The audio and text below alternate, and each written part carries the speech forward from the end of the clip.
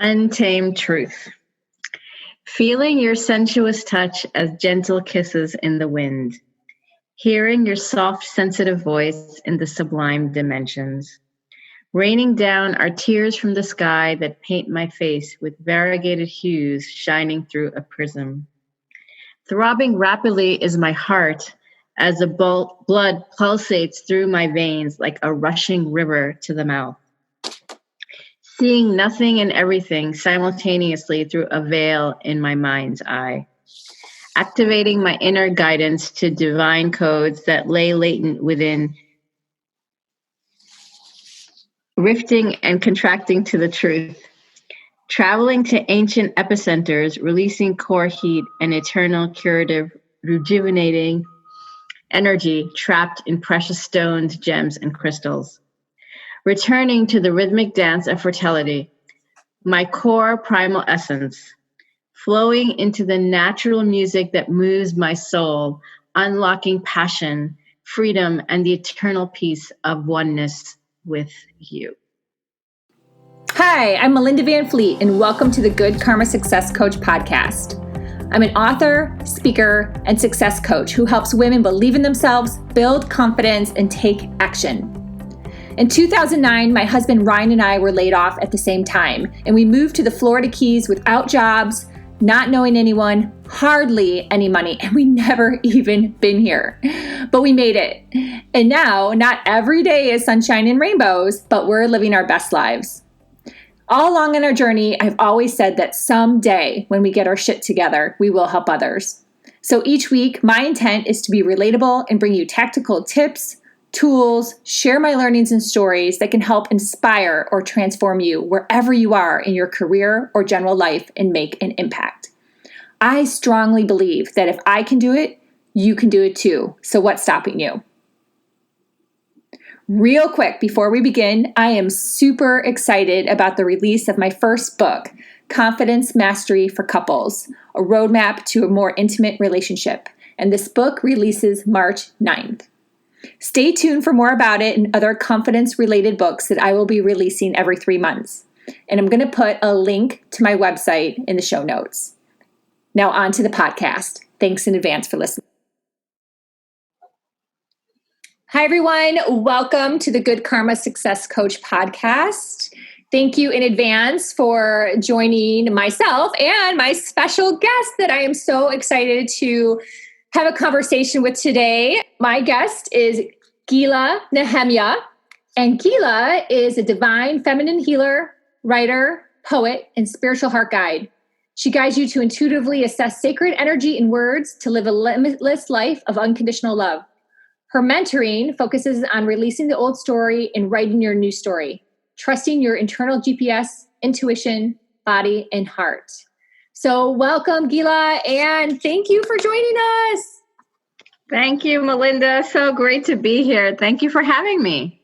So congrats on your huge success of Surreal Love, your book of poetry. Kundalini Awakening Poetry is your subtitle. Give me all the scoop. Congrats. Thank you. Thank you so much. It was 3 years in the making. I've been writing these poems for over 3 years. And, I actually wanted to publish this book a year ago, and for some reason it didn't happen. So divine timing, it all came out now. And everything was like very synchronistic, the cover, I had this video done with a friend of mine's collaboration. So yeah, it was amazing. I got new release actually for most of them, and it was still very, very, very grateful for all that happened so fast and so quickly. Really, really just grateful. That is so cool. And just so the audience knows, she and I were in Laura DeFranco's 3-month Brave Book writing program together. So that's how we know each other. And it's just so fun to see a fellow author, writer get their book published and get it out there into the world. And it's just a beautiful, beautiful book of poetry. I was super lucky to be able to read it right away. And I've already posted a review on Amazon. I'll try to maybe clip it in the notes so people can kind of see my feedback, my review, because honestly, you're the first poetry book I've ever read. Oh my God, I'm honored. Ever. Except for maybe like, high school or something that I don't remember. But yeah, that's why I think it's so cool to try something new. You know what I mean? Like as someone like me who's never read a poetry book, it's like, okay, I tried something new today. I read this beautiful book of poetry and it was amazing. And that's what I kind of want to get across to people too, is maybe have the confidence to step out and try something new today in your life. So yeah, it was really cool. And you said it took 3 years to write it? Well, actually, it was just a compilation. Usually like a lot of poetry books are collections of poems. And I started writing these poems like in 2017. And just for the audience to know, like I read poetry. I love poetry, and I was literature major, so I read a lot of poetry in school. But though I never thought I never considered myself a poet. I never really wrote a lot of poetry on my own, besides, the things that we had to do in class. And so the reason it was so, it became such a thing for me to publish this, or like this, I had this mission or this drive, was because I experienced something that was so emotional for me, that was like really opened up my heart and my soul. And there was no other outlet.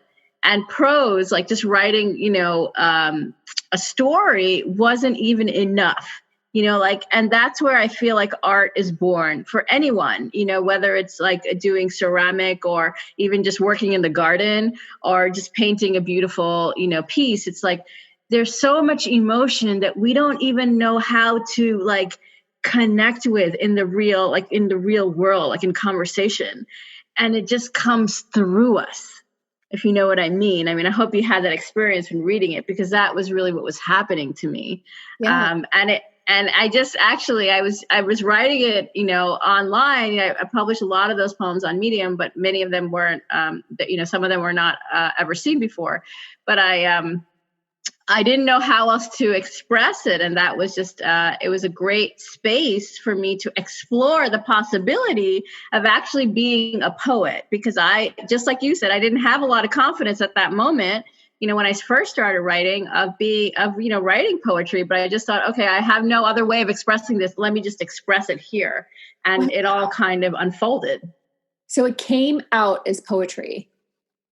It came out as poetry, yeah, because, and this is also something I wanted to share in this, with you, because you don't normally read poetry. So usually, like when we study poetry, it's in specific structured formats. Usually poems rhyme.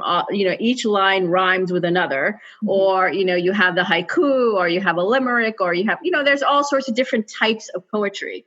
And so why I liked what I was doing, because I was reading some of it in Medium at that time, was people weren't following any specific rules, other than the fact, that you had, there was a lot of, emotion and it was being come across in certain ways, and it was short, relatively speaking. And so I just decided, yeah, this is what I like. I want the freedom to express in the way I want to. And this medium helped me. Mm-hmm. Wow, that is so cool on so many levels. One of the things that I keep finding is, in the world of like online courses and coaching, everyone's trying to make you do exactly what perhaps they did to become successful. And that may not feel good to you, right? And that may not be your path. So I love that, the types of poetry you were talking about is probably what I learned in, 7th grade, that I can't remember now that I'm 49 years old. And you just kind of were like, this is what feels good to me. This is what is naturally coming out of my body and out of my brain, I guess you could say better, from divine. And you went with that. I think that is just beautiful. That's really, really cool. That's why I wanted to mention it here, because especially for anyone who's listening to you that aren't, poets or don't really read poetry, are not into it, and it's not just poetry, it's anything. It's like when you find an expression, maybe you're not really, you don't consider yourself an artist, but you have this, urge to paint or to draw or whatever, do it. Because you don't know, you may not know exactly what's coming out of it, but follow the feeling. Mm-hmm. Yeah, no, that's really, really cool. It's kind of like how I've been guided to have more right brain activity. So, so some days with that, guidance that I've received, some days I'm like, okay, I feel like sitting outside and coloring. Some days I feel like poking around in my yard. Some days I feel like playing my little sound bowl that my nieces got me for Christmas. Oh, nice. So yeah, it is. It's like whatever comes out of you naturally, kind of roll with that and accept it and be happy in that. I think that's really, really cool. The subtitle of your book, I'd love for you to explain that a little bit. Kundalini Awakening Poetry. Can you explain to everyone what Kundalini means? Of course. I mean, I think people might find various definitions, but what it means to me is that so I'm in the genre of awakening, and what that I'll explain both words. So first, awakening is this you're coming out of I'll just say 3D, like three-dimensional paradigm. So meaning like just the way that we were taught to be, right? You had to go to school, then you got a job, then you got married, then you have children, and then you live this perfect life. Well, you know what? For most people, that didn't happen. Something got messed up along the way. And it was the case for me as well. I was in a marriage, and it didn't work out. There was some domestic violence involved, and anyway, he died. And then I realized, this doesn't have to be my life. I don't have to live like that. So suddenly everything opened up for me, all of the, the chakras, or all of my centers of my body were resonating with a different kind of frequency. I was just feeling like I can do a lot more by, like we talked about earlier, using my intuition and my internal guidance than following, like you said, what another person is telling me to do. So that was part of the awakening piece. And then the Kundalini is like the complete body opens up.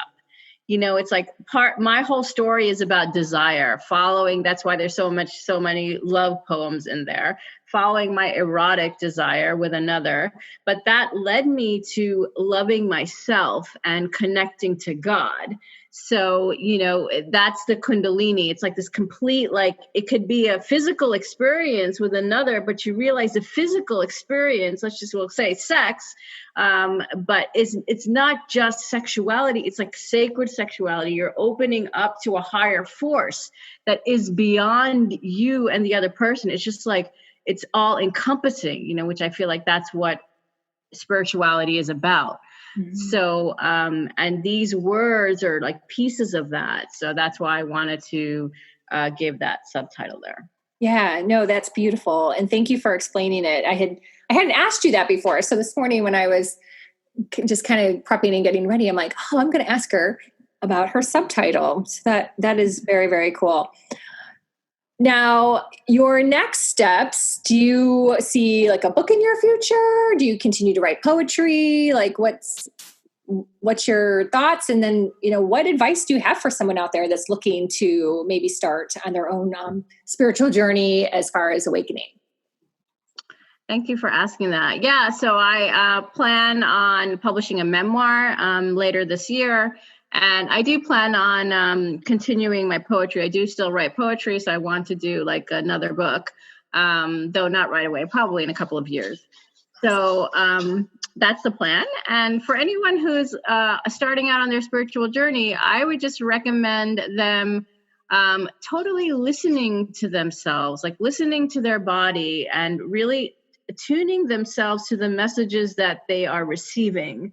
Like we said earlier, because sometimes when we just are still, and this is what really helped me, probably like most people, my mind was always on I don't know what 1,000, I don't know, just really fast. Like there were so many thoughts always going on in my mind and I couldn't shut it off, create a lot of anxiety and all sorts of other things for me. But when I decided to just kind of slow down and just really be with myself, and let go of the mental chatter, that really helped me to figure out what was actually happening to me. And I would just recommend anyone who's listening to this, like we have been going through a lot of shifts, a lot of universal like forces and cosmic forces are happening like all the time now. So people may be experiencing like tiredness or, all sorts of things that may not have any kind of bodily, like, you don't have any disease, there's nothing really wrong with you, but you're just feeling all of these different feelings. So I would just recommend expressing them. Writing them down, journaling them, or painting, or, just a creative outlet will help to understand what's going on with you. Mm-hmm. No, that's beautiful. And you are so right on.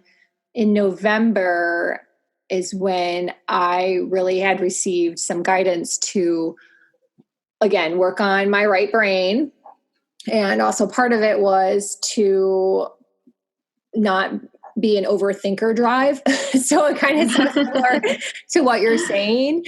And, what's really crazy, and it's something I'll end up writing about more, is I thought it was great that I was an overthinker. I was like, this is great. Because I do take action and I still am really proud of that I do get things accomplished. But there is a lot to be said for slowing it down, becoming more internally focused and trying to release a lot of those thoughts. And it took me probably till the end of December. So I seriously worked on it. I seriously always had to remember. And that's the work that the people don't do, is they listen to a podcast like this and then they go on with their day, right? You have to remember, you have to consciously be going, okay, I need to, take some quiet time today. I need to meditate. I need to go outside. And it's really like retraining your brain to remember those things and to have that space. And I would say, again, it was the end of December that things really started opening up. And I started having like all these amazing like revelations. And I started filling like pages and pages and pages in my journals for all my books to come. So I do completely agree with everything you said, but it's important for anyone out there listening to do the work. And if you need help with that type of work, obviously Gila's a coach, I'm a coach. There's lots of coaches out there, like get some help do it, because you might need some, accountability, some reminders, some tools, and coaches like us can really help you move forward on that piece. So yeah, that's awesome. Thank you so much for sharing all that. I just really appreciate it. Do you have any final thoughts? And definitely share how everyone can get hold of you and buy your book. Final thoughts. I would just really, I just want to honor everyone who's listening today, because we are all going through a lot of changes, and we've gone through a lot already.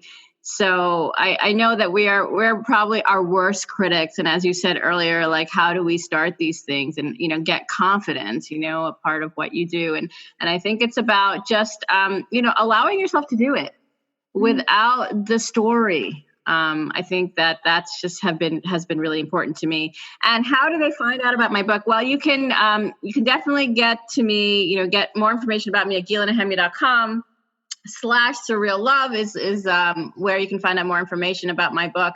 And of course, it's on Amazon and Barnes & Noble and some other online booksellers, as well as the paperback will be available quite soon. So you can definitely get the online book today. So if you are interested, definitely take a look and go for it. Awesome. Well, thank you so much, Gila. I'm just so excited for you, like over the moon. And I just really appreciate that we like met each other through Laura's class and have connected. And I think that that's just a huge takeaway too for people is, find some way to connect with other people, because, we are all connected energetically, and then you can just make some great like friendships. I mean, we didn't even talk about this. We have so many things to talk about, but I know we're short on time. Gila lives in Israel. So we didn't get there. I'm originally from New York, so that's why the American accent. But I've been living in Israel for like about 7 years. Yeah. So yeah, I mean, I'm really glad, Melinda, that we met in Laura's class, and it was really actually towards the end that we became friends, and it's been really amazing. I'm so glad. Yeah, I am too. So that's my little like final soapbox words of like, get out there, people, and connect. And then you end up meeting some like amazing person that you have so much in common with such a like mind who lives in Israel. And that's like so freaking cool. So awesome. Well, thank you so much. You're the best. Thank you. Thank you so much.